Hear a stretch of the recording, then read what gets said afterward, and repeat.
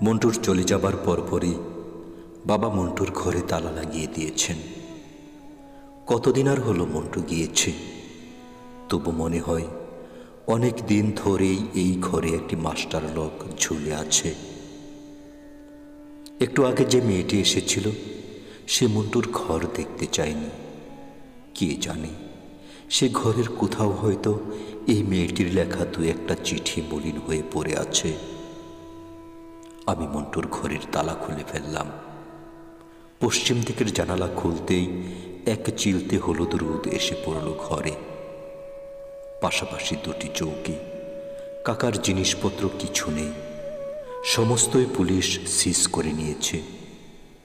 মন্টুর বিছানা, কভার ছাড়া বালিশ, দড়িতে ঝুলানো শার্ট প্যান্ট সব তেমনি আছে। বাঁশের তৈরি ছাপড়ায় সুন্দর করে খবরের কাগজ সাটা।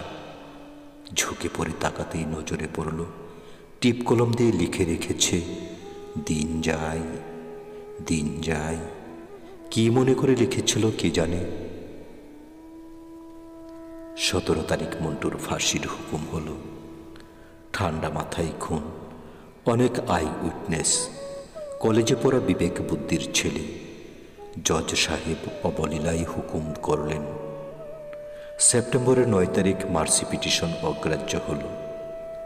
আমি জানলাম 18 তারিখ ভোর রাতে তার ফাঁসি হবে।